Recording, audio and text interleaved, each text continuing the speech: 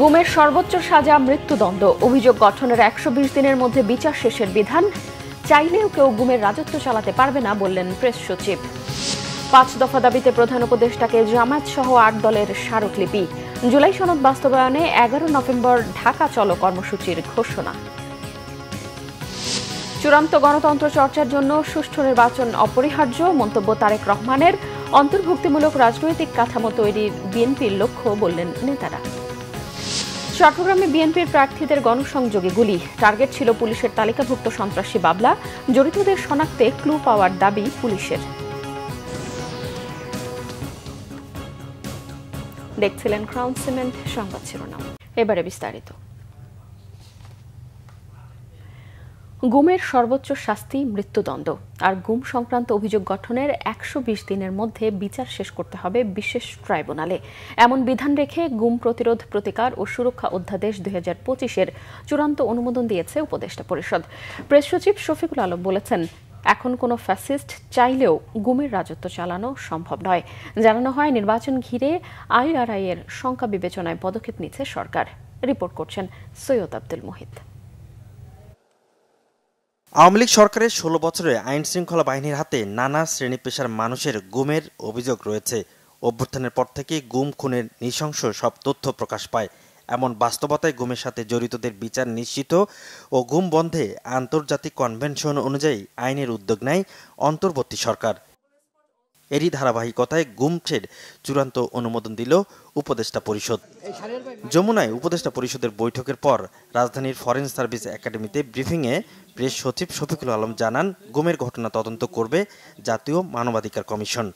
গুম প্রতিরোধ, প্রতিকার ও সুরক্ষার লক্ষ্যে বিশেষ ট্রাইব্যুনাল গঠন, অভিযোগ গঠনের ১২০ দিনের মধ্যে বিচার সম্পন্নের বাধ্যবাধকতা, ভুক্তভোগী, তথ্য প্রচারকারী ও সাক্ষীর অধিকার সুরক্ষা, ক্ষতিপূরণ এবং আইনগত সহায়তার নিশ্চয়তা প্রদান সংক্রান্ত বিধান অন্তর্ভুক্ত করা হয়েছে। এই অধ্যাদেশে গুমকে সংজ্ঞায়নের পাশাপাশি চলমান অপরাধ মানে কন্টিনিউইং অফেন্স হিসাবে বিবেচনা করে মৃত্যুদণ্ড সহ কঠোর শাস্তির বিধান রাখা হয়েছে।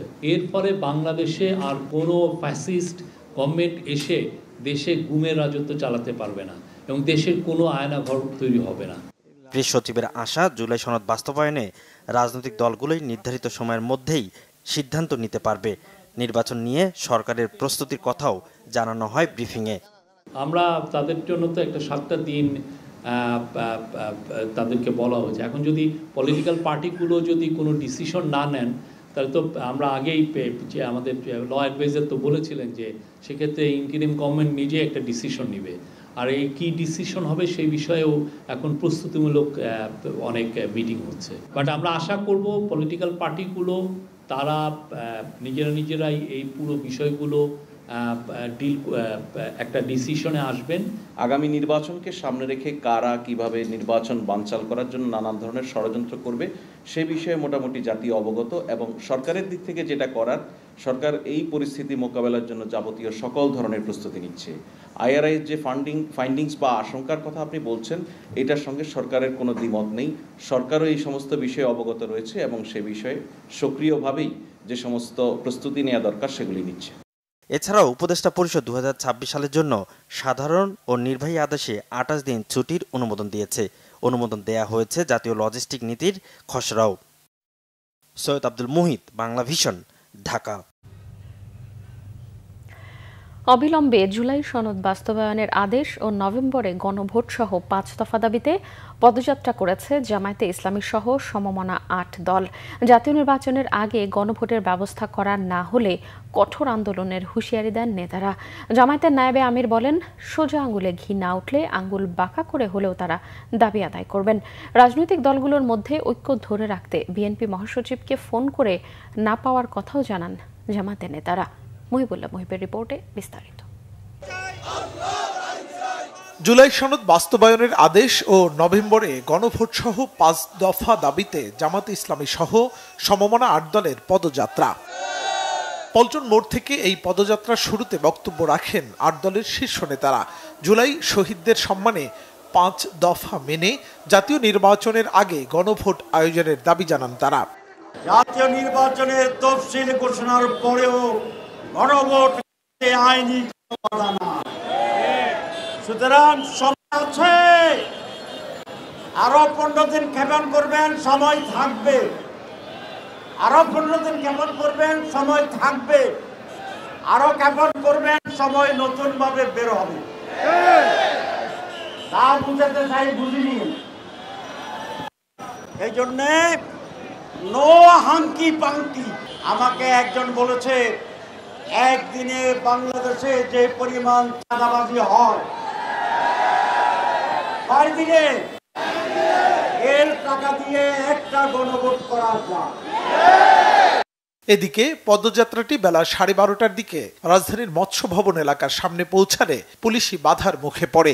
পরে 8 দলের একটি প্রতিনিধি দল 5 দফা দাবিতে প্রধান উপদেষ্টার কাছে স্মারকলিপি দিতে যায় যমুনায়।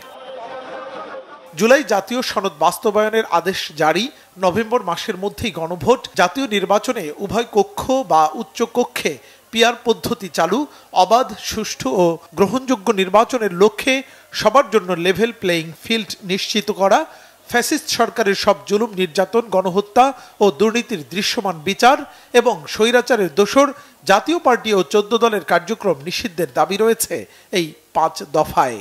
আমাদের মেসেজ পাওয়ার পর প্রধান উপদেষ্টা মহোদয় উপদেষ্টা পরিষদের বৈঠক থেকেই মাননীয় শিল্প উপদেষ্টা জনাব আদিলুর রহমানকে বৈঠক থেকেই তিনি আমাদের কাছে পাঠিয়েছেন। আমরা পরিষ্কার করে বলছি, জুলাই সনদ বাস্তবায়নের আদেশ অবিলম্বে জারি করতে হবে এবং জাতীয় নির্বাচনের আগে গণভোটের তারিখ ঘোষণা করতে হবে, তারপর জাতীয় নির্বাচন হবে। এই দাবির প্রতি উনি দ্বিমত করেননি। উনি বলেছেন যে আমরা প্রধান উপদেষ্টার কাছে আপনাদের এই বক্তব্য, এই স্মারকলিপি যথাযথভাবে আমরা পৌঁছে দেব। আগামী 11 নভেম্বর একই দাবিতে ঢাকা ঘেরাও কর্মসূচি ঘোষণা করেছে জামাত সহ সমমনা দলগুলো। মুহিবুল্লাহ মুহিব, বাংলা ভিশন, ঢাকা। বিএনপির ভারপ্রাপ্ত চেয়ারম্যান তারেক রহমান বলেছেন, 5 আগস্ট ছাত্র জনতার মহিমান্বিত আত্মদানের মধ্য দিয়ে ফ্যাসিস্টরা দেশ ছেড়ে পালাতে বাধ্য হয়েছে। মানুষের মধ্যে গণতন্ত্রের মুক্তির পথ প্রসারিত হয়েছে। এখন চূড়ান্ত গণতন্ত্রের চর্চার জন্য অবাধ, সুষ্ঠু নির্বাচন সহ গণতন্ত্রের অপরিহার্য শর্ত মানুষের মৌলিক মানবাধিকার নিশ্চিত করতে হবে।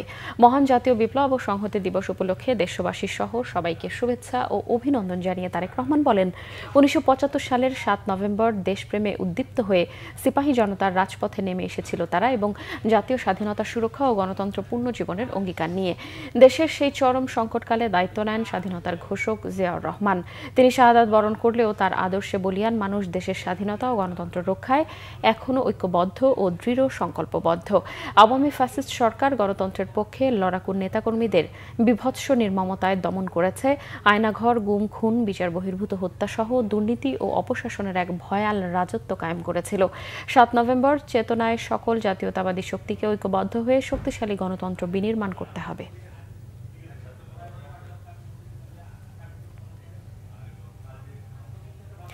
বিএনপি স্থায়ী কমিটির সদস্য ডক্টর খন্দকার মোশাররফ হোসেন অভিযোগ করেছেন, নির্বাচনকে পিছিয়ে দেয়া বা ব্যাহত করার চেষ্টা চলছে।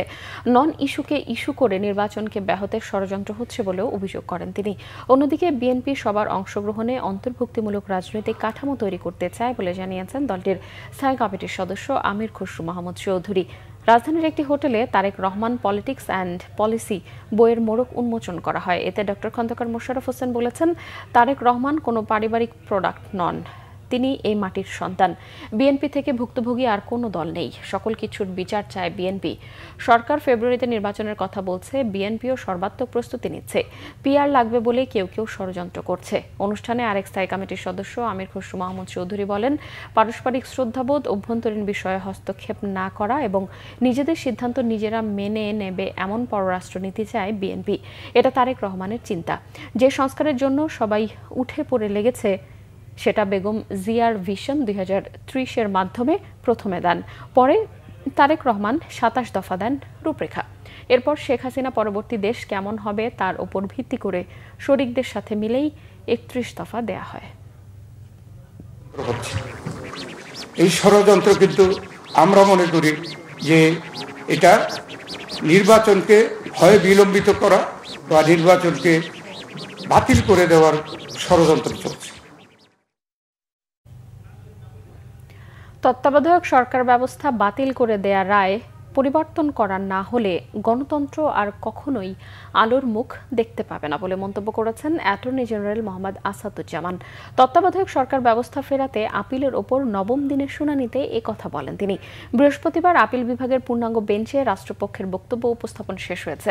অ্যাটর্নি জেনারেল আদালতকে বলেন, তত্ত্বাবধায়ক সরকার বাতিল করে আপিল বিভাগের দেয়া সিদ্ধান্ত ছিল রাজনৈতিক পক্ষপাতদুষ্ট, যা গণতন্ত্রকে ধ্বংস করে। এরপর পঞ্চদশ সংশোধনীর মাধ্যমে জনগণকে ভোটাধিকার কেড়ে নেয় বন্দোবস্ত করা হয়েছে। পরে মঙ্গলবার পর্যন্ত শুনানি মুলতবি করে আদালত। এর আগে ২৭ আগস্ট তত্ত্বাবধায়ক সরকার ব্যবস্থা বাতিলের রায় পুনর্বিবেচনা চেয়ে করা আবেদন মঞ্জুর করে সর্বোচ্চ আদালত। দেয়া হয় আপিলের অনুমতিও। এরপর ডক্টর বদিউল আলম মজুমদার সহ ৫ জন, বিএনপি মহাসচিব মির্জা ফখরুল ইসলাম আলমগীর, জামায়াতের সেক্রেটারি জেনারেল মিয়া গোলাম পরওয়ার আপিল করেন। চট্টগ্রাম ৮ আসনে বিএনপির প্রার্থী এরশাদ উল্লাহর গণসংযোগে গুলি করে হত্যার ঘটনায় এখনও কোনো মামলা হয়নি, আটকও হয়নি কেউই। কিলিং মিশনে জড়িতদের শনাক্তে আলামত পাওয়া গেছে, দ্রুত ব্যবস্থা নেওয়া হবে বলে জানিয়েছেন সিএমপি কমিশনার। ঘটনার পর রাতেই Chittagong metropolitan police commissioner Hasib Aziz জানিয়েছেন, এই ঘটনায় বিএনপির প্রার্থী এরশাদ উল্লাহ টার্গেট ছিলেন না। টার্গেট ছিলেন পুলিশের তালিকাভুক্ত সন্ত্রাসী নিহত সারওয়ার বাবলা। নিহত সারওয়ার বাবলার প্রতিপক্ষের লোকজনই এই হত্যাকাণ্ড ঘটিয়েছে বলে প্রাথমিকভাবে ধারণা পুলিশের। এদিকে গণসংযোগে গুলির ঘটনায় মামলার প্রস্তুতি চলছে জানিয়েছেন বিএনপির নেতারা। এদিকে ময়নাতদন্তের পর নিহত সারওয়ার বাবলার লাশ পরিবারের কাছে হস্তান্তর করা হয়েছে। মামলার প্রস্তুতি নিচ্ছে পরিবারের লোকজন। অন্যদিকে এই হত্যাকাণ্ডের ঘটনায় জড়িতদের ধরতে অভিযান চলছে বলে জানিয়েছে পুলিশ। তবে এখনো পর্যন্ত কোনো আসামি গ্রেফতার হয়নি। বুধবার সন্ধ্যায় মহানগরীর চালিতাতুলি এলাকায় চট্টগ্রাম ৮ আসনে বিএনপির মনোনীত প্রার্থী এরশাদ উল্লাহর সাথে প্রচারণায় অংশ নেন পুলিশের তালিকাভুক্ত সন্ত্রাসী সারওয়ার বাবলা। দুর্বৃত্তদের গুলিতে সারওয়ার হোসেন বাবলা ঘটনাস্থলেই নিহত হন। এ সময় এরশাদ উল্লাহ সহ আরও ২ জন গুলিবিদ্ধ হন। এরশাদুল্লাহ সাহেব এদের টার্গেট ছিলেন না।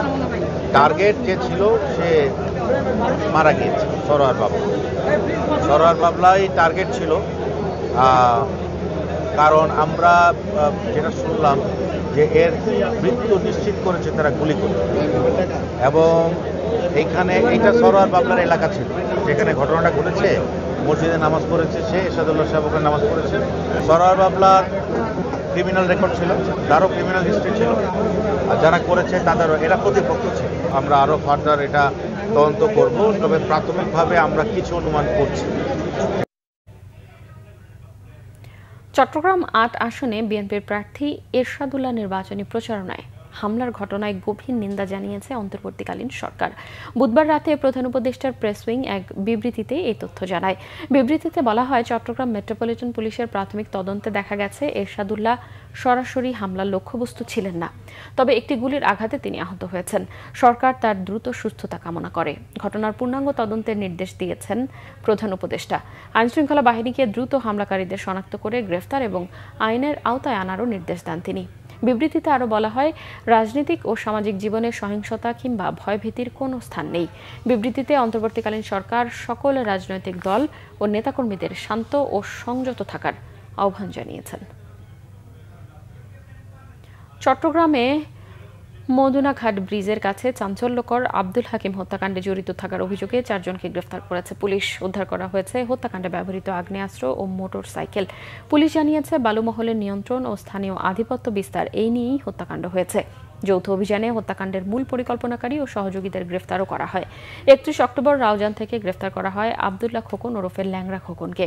তাকে জিজ্ঞাসাবাদে হাকিম হত্যাকাণ্ডে জড়িত থাকার কথা স্বীকার করে এবং আদালতে ১৬৪ ধারায় স্বীকারোক্তিমূলক জবানবন্দিও দেয়। ২ নভেম্বর রাউজানের চৌধুরীহাট থেকে আরেকজন আসামি মোহাম্মদ মারুফকে গ্রেফতার করা হয়। মারুফ ও পুলিশের জিজ্ঞাসাবাদে হত্যাকাণ্ডে ব্যবহৃত অস্ত্রের অবস্থান সম্পর্কে তথ্য দেয়। পরবর্তীতে ৪ নভেম্বর রাউজানের নোয়াপাড়া থেকে মোহাম্মদ সাকলাইন হোসেনকে হত্যাকাণ্ডে ব্যবহৃত একনলা বন্দুক, একটি এলজি এবং একটি মোটরসাইকেল সহ গ্রেফতার করা হয়। এ পর্যন্ত মোট ৪ আসামি গ্রেফতার হয়েছে। আরও ১০ থেকে ১২ জন আসামির পরিচয় শনাক্ত হয়েছে বলে জানিয়েছে পুলিশ। সড়ক মহাসড়কের অচলাবস্থা ও স্থায়ী জলাবদ্ধতায় চরম দুর্ভোগ সইতে না পেরে আন্দোলনে নেমেছে আশুলিয়ার বিভিন্ন এলাকার বাসিন্দারা। পরিস্থিতি স্বাভাবিক রাখতে প্রয়োজনীয় ব্যবস্থা গ্রহণে মাঠে নেমেছে উপজেলা প্রশাসন। দ্রুত ব্যবস্থা না নিলে কঠোর আন্দোলনের হুঁশিয়ারি স্থানীয়দের। আশুলিয়া প্রতিনিধি শেফালি মিতুর রিপোর্ট। শিল্পাঞ্চলের এই দুর্ভোগ বহু বছরের। বিগত দিনে কেউই এর প্রতিকারের ব্যবস্থা নেয়নি। জনপ্রতিনিধি থেকে শুরু করে জেলা প্রশাসনের দ্বারে ধর্ণা দিয়ে ক্লান্ত হয়ে অবশেষে নিজেরাই নেমেছে সড়কে। সংশ্লিষ্টরা দ্রুত ব্যবস্থা না নিলে লাগাতার আন্দোলন চালিয়ে যাবার ঘোষণা দিয়েছেন তারা। দেখা যায় প্রতিদিন রিক্সা উল্টে যাচ্ছে, নইলে কোনো লেগুনা উল্টে যাচ্ছে, মানুষের হাত পা ভেঙে যাচ্ছে। প্রায় প্রত্যেকটা পরিবারে খুঁজ নিয়ে দেখবেন যে প্রায় প্রত্যেকটা লোকেরই ডেঙ্গু আক্রান্ত। কারণ হচ্ছে জলাবদ্ধতা। ব্যবসা একদম নাই, কাস্টমার মনে করেন দেখুন 10% আসে না দোকানে। এই নয়নজলি খাল, এক খতিয়ানের খাল, যে সমস্ত রাঘব গোয়াল বড় বড় শিল্প প্রতিষ্ঠানরা দখল করেছে, এই দখল মুক্ত করলে আমরা জলাবদ্ধতা থেকে মুক্ত পাবো। নামাজ পড়ে অনেকে, গার্মেন্টস ওয়ার্কাররাও নামাজ পড়ে। এই পানিটা যদি 4-5 বার যাই আসা, তারা দেখা যায় নামাজও ঠিক মতো পড়তে পারে না, কাপড় নষ্ট হয়ে যাচ্ছে, নানান প্রবলেম হচ্ছে। একদিকে সড়কে অসহনীয় দুর্ভোগ, অন্যদিকে জলাবদ্ধতায় ডেঙ্গু রোগের প্রকোপ বেড়ে যাওয়ায় ফুঁসে উঠেছে জনগণ। প্রতিকারের দাবিতে দফায় দফায় করছে মানববন্ধন সহ নানা কর্মসূচি। এই জাম করার থেকে কোটি কোটি টাকার আমরা ট্যাক্স পে করি, হোল্ডিং ট্যাক্স করি, লাইসেন্সের জন্য ট্যাক্স পে করি। তার 1% যদি করে এই রাস্তা আমরা পুরো নতুন করে ফেলতে পারি, কিন্তু আমাদের জন্য তাদের কোনো বরাদ্দের টাকা থাকে না। মাঠে নেমেছে উপজেলা প্রশাসন, পরিদর্শন করছে দুর্ভোগের এলাকাগুলো। কোনো কোনো জায়গায় জরুরি ব্যবস্থা নিয়ে চিহ্নিত করেছে অবৈধ দখলদারদের। আমাদের আশুলিয়া দিয়ে একটা বড় খাল, নয়নজলি খাল প্রবাহমান ছিল। অনেক অবৈধ দখলদার বিভিন্ন ফ্যাক্টরি এটা দখল করেছিল। আমরা সেগুলো চিহ্নিত করেছি, আমাদের প্রশাসনের তরফ থেকে আমরা সেগুলো চিহ্নিত করে সবাইকে নোটিশ করা হয়েছে। এবং আপনারা জেনে খুশি হবেন যে এখানের একটি গার্মেন্টসকে আমরা নোটিশ দিয়ে উচ্ছেদের ব্যবস্থা করেছি। অনুমোদন হয়ে গিয়েছে, যে কোনো সময় এটা উচ্ছেদ করা হবে। ভোগান্তি লাঘবে দ্রুত কার্যকরী ব্যবস্থা নেওয়ার দাবি এলাকাবাসীর। শেফালি মিতু, বাংলা ভিশন, আশুলিয়া, ঢাকা। নড়াইল যশোর মহাসড়কের সীতারামপুর এলাকায় যেন ময়লার ভাগাড়। পৌর শহরের বিভিন্ন বাসাবাড়ি ও বাজারে ময়লা আবর্জনা ফেলা হচ্ছে এখানে। এতে দুর্বিষহ অবস্থা স্থানীয়দের। শুধু নাক চেপেই নয়, নিঃশ্বাস বন্ধ রেখে দ্রুত গতিতে এই পথ পাড়ি দেন তারা। শীঘ্রই এই সমস্যার সমাধানের আশ্বাস দিয়েছে পৌর প্রশাসক। নড়াইল প্রতিনিধি তারিকুজ্জামান লিটুর রিপোর্ট। এই দৃশ্য নড়াইল শহরের লাগোয়া পশ্চিমে নড়াইল যশোর মহাসড়কের পাশে সীতারামপুর গ্রামের। এই গ্রামের ওপর দিয়ে নড়াইল যশোর মহাসড়কের ব্রিজের পশ্চিম পাশে ময়লার ভাগাড়ের জায়গা। সড়কটি এশিয়ান হাইওয়েরও অংশ। এমন একটি সড়কের পাশেই প্রতিনিয়তই ফেলা হচ্ছে আশপাশের বাসাবাড়ি, বিভিন্ন অফিস প্রতিষ্ঠানের ময়লা আবর্জনা। যাত্রীদের ভোগান্তি হচ্ছে, অসুস্থ হয়ে যাচ্ছে মানুষ। এই ময়লা আবর্জনা মহাসড়কের থেকে দূরে যে কোনো স্থানে ফেলানোর জন্য সরকারের কাছে জোর দাবি জানাচ্ছি। ময়লা ফেললে আমাদের যাতায়াত করতে খুব অসুবিধা হচ্ছে, আমাদের পেটে খুব গোলমাল হচ্ছে। এটা ময়লাটা একটু বাইরে ফেলাচ্ছে, তাহলে আমাদের দিকটা একটু সুবিধা হতো। আপনাদের গরিব মানুষ, আমরা তো কাজকর্ম করে ধরে খাই। অচিরেই এই সমস্যার সমাধান হবে বলে আশ্বাস দিলেন পৌর প্রশাসক। সীতারামপুরের যে জায়গাটাতে আমরা ময়লা ফেলছি, নড়াইল পৌরসভার পক্ষ থেকে আমাদের যে নড়াইলের বাসিন্দাদের যে ময়লাটা হয়, ওই জায়গাটাতে মেনলি ওই ওয়াস্ট ম্যানেজমেন্ট যে প্রজেক্টটা ওইখানে চালু হবে। ওইখানে পৌরসভা নিজের কেনার কিছু জায়গা আছে, এছাড়া প্রজেক্ট থেকে জায়গা কেনা হবে। তার প্রেক্ষিতে ওই জায়গাটা ওইটার জন্য সিলেকশন করা হয়েছে। এলাকাটি শিগগিরই আবর্জনা মুক্ত করার দাবি ভুক্তভোগীদের। Bangla vision news desk. জাল দলিল এনআইডি বানিয়ে চট্টগ্রামে 200 কোটি টাকার সরকারি সম্পত্তি আত্মসাতের জড়িত অভিযোগে 2 ভূমিদস্যুকে আটক করে পুলিশে দিয়েছে প্রশাসন। চট্টগ্রাম বিভাগের অতিরিক্ত কমিশনার মোহাম্মদ নুরুল্লাহ নুরি জানিয়েছেন, আনোয়ারুল হক ও তাসলিম ভুয়া এনআইডির খতিয়ান ও দলিলের মাধ্যমে পাকিস্তানি হাশেমের ওয়ারিশ তৈরি করে এই সম্পত্তি আত্মসাতের চেষ্টা করেছিল। বাংলা ভিশনে ধারাবাহিক খবর প্রকাশের পর নড়েচড়ে বসে প্রশাসন। এরপর চট্টগ্রাম মহানগরীর প্রাণকেন্দ্রে এম আলী রোডে অবাঙ্গালী সৈয়দ আহমদ হাশেমের 87 শতক সম্পত্তি উদ্ধারে মাঠে নামেন তারা। স্বাধীনতা যুদ্ধের সময় হাশেমি পাকিস্তানে গিয়ে মারা গেলে তার রেখে যাওয়া সম্পত্তি পরিত্যক্ত হিসেবে নিয়ন্ত্রণে নেয় প্রশাসন, কিন্তু পরবর্তীতে সেই সম্পত্তি আত্মসাতের চেষ্টায় আনোয়ারুল হক নিজেকে মৃত সৈয়দ আহমদ হাশেমের সন্তান হিসেবে দাবি করেন। এটি একটি জাল জাতীয় পত্র তৈরি করে এসব সম্পত্তি দখলের চেষ্টা করেন, কিন্তু মিডিয়ায় প্রকাশিত খবর আর প্রশাসনের চেষ্টায় রক্ষা করা গেছে পরিত্যক্ত ওই সকল সম্পত্তি। ময়মনসিংহে আলাদা দুটি হত্যা মামলায় 3 জনকে মৃত্যুদণ্ড দিয়েছে আদালত। 2014 সালে খুন হওয়া পুলিশ সদস্য সাইফুল ইসলাম হত্যা মামলায় পুলিশ দম্পতিকে ফাঁসির আদেশ দিয়েছে আদালত। দীর্ঘ তদন্ত ও শুনানি শেষে সকালে এই রায় দেন অতিরিক্ত জেলা জজ আদালত 1-এর বিচারক হারুনুর রশিদ। দণ্ডপ্রাপ্তরা হল ঝালকাঠির নলছিটি থানার ভবানীপুর এলাকার বাসিন্দা কনস্টেবল মোহাম্মদ আলাউদ্দিন ও তার স্ত্রী নাসরিন নেলি। অন্যদিকে 2022 সালে তারাকান্দা থানায় স্বর্ণ চুরির ঘটনায় হত্যা মামলায় রুবেল মিয়া নামে একজনকে মৃত্যুদণ্ড ও দিন ইসলামকে যাবজ্জীবন কারাদণ্ড দিয়েছে দায়রা জজ আদালত 4-এর বিজ্ঞ বিচারক জয়নাব বেগম। দেশের বিভিন্ন জায়গার আরো কিছু খবর নিয়ে এবার একটি ডেস্ক রিপোর্ট। বিএনপির সহ সাংগঠনিক সম্পাদক সেলিমুজ্জামান সেলিম গোপালগঞ্জ 1 আসন থেকে দলের মনোনয়ন পাওয়া নেতাকর্মী ও স্থানীয়দের পক্ষ থেকে অভিনন্দন জানানো হয়েছে। ঢাকা থেকে গোপালগঞ্জের পথে মকসুদপুর থেকে কাশিয়ানী পর্যন্ত 55 কিলোমিটার সড়কের দুই পাশে কয়েক হাজার নেতাকর্মী ও সাধারণ মানুষ তাকে অভিনন্দন জানান। মুন্সিগঞ্জ 1 আসনের চূড়ান্ত প্রার্থী নির্বাচনে মনোনয়ন পুনর্বিবেচনার আশাবাদ ব্যক্ত করেছেন বিএনপির স্বেচ্ছাসেবক বিষয়ক সম্পাদক মীর শরাফত আলী সপু। সকালে সিরাজদি খানের বিভিন্ন জায়গায় বিএনপির 31 দফা লিফলেট বিতরণ ও পথসভা শেষে তিনি একথা বলেন। মাগুরা 1 আসনের জেলা বিএনপির সদস্য সচিব মনোয়ার হোসেন খান মনোনয়ন পাওয়ায় আনন্দ মিছিল করেছেন নেতাকর্মীরা। মোটরসাইকেল শোভাযাত্রা করে এবং ফুল দিয়ে তাকে বরণ করেন কর্মী সমর্থকরা। এদিকে সাতক্ষীরা 3 আসনের ডাক্তার শহীদুল আলমকে মনোনয়ন দেওয়ার দাবিতে তৃতীয় দিনের মতো বিক্ষোভ সমাবেশ করেছে স্থানীয় নেতাকর্মীরা। বিকালে এতে বক্তব্য রাখেন জেলা বিএনপির সদস্য আসিফুর রহমান তুহিন, আশাশুনি উপজেলা বিএনপির সাবেক সাংগঠনিক সম্পাদক খায়রুল আহসান সহ অন্যরা। পঞ্চগড়ে বৈষম্য বিরোধী আন্দোলনের সমন্বয়ক ফজলে রাব্বির উপর হামলার প্রতিবাদে মানববন্ধন করেছে বৈষম্য বিরোধী ছাত্র জনতা। দুপুরে শহরের চৌরাঙ্গি মোড় এলাকায় কেন্দ্র শহীদ মিনারের সামনে এতে উপস্থিত ছিলেন সমন্বয়ক মোকাদ্দেসুর রহমান সহ অন্যরা। খাগড়াছড়িতে সহিংসতায় হতাহত ও ক্ষতিগ্রস্ত পরিবারের মাঝে মানবিক সহায়তা ও চেক বিতরণ করেছে জেলা প্রশাসন। গুইমারা সরকারি উচ্চ বিদ্যালয় অডিটোরিয়ামে এতে উপস্থিত ছিলেন প্রশাসক ABM ইফতেখারুল ইসলাম খন্দকার। গাজীপুরের শ্রীপুরে জুয়েলারি দোকানে লুটের ঘটনায় দোকান মালিকের বিরুদ্ধে মামলা দেওয়ার অভিযোগ উঠেছে। এর প্রতিবাদে সংবাদ সম্মেলন করেছেন দোকান মালিক গৌরাঙ্গ চন্দ্র দাস। এ সময় লুট হওয়া মালামাল উদ্ধারের দাবিও জানান তিনি। নানা কর্মসূচিতে সাঁওতাল হত্যা দিবস পালিত হয়েছে গাইবান্ধার গোবিন্দগঞ্জে। উপজেলার জয়পুর গ্রামে নির্মিত অস্থায়ী শহীদ বেদিতে পুষ্পস্তবক অর্পণ ও মোমবাতি প্রজ্বলন করা হয়। বক্তব্য রাখেন বাংলাদেশ কমিউনিস্ট পার্টির কেন্দ্রীয় সাধারণ সম্পাদক আব্দুল্লাহ কাফি রতন। টেলিযোগাযোগ নীতি 2025-এর খসড়া গাইডলাইনে ইন্টারনেটের মূল্য বৃদ্ধির আশঙ্কায় মানববন্ধন হয়েছে কুড়িগ্রামে। দুপুরে স্থানীয় প্রেস ক্লাবের সামনে এতে বক্তব্য রাখেন কুড়িগ্রাম অনলাইনের সিটিও মোহাম্মদ জাকির হোসেন সহ অন্যরা। ট্যাক্সেস বার অ্যাসোসিয়েশনের নবীন কর আইনজীবীদের বরণ অনুষ্ঠান হয়েছে ময়মনসিংহে। সকালে ট্যাক্সেস বার মিলনায়তনে এতে প্রধান অতিথি ছিলেন জাতীয় রাজস্ব বোর্ডের সদস্য ব্যারিস্টার মুতাসিম বিল্লাহ ফারুকি।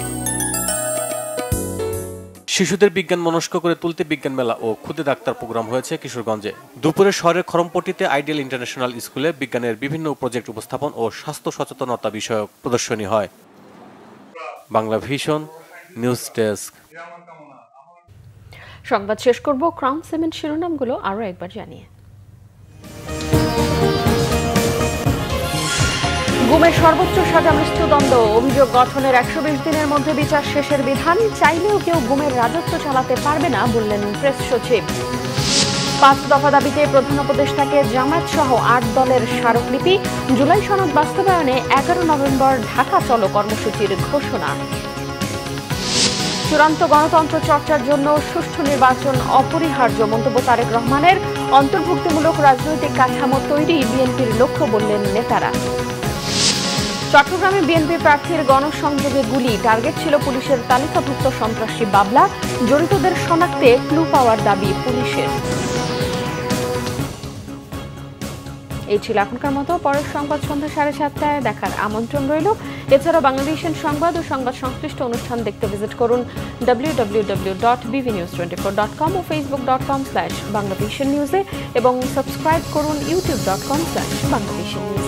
এখন সঙ্গে থাকায় ধন্যবাদ।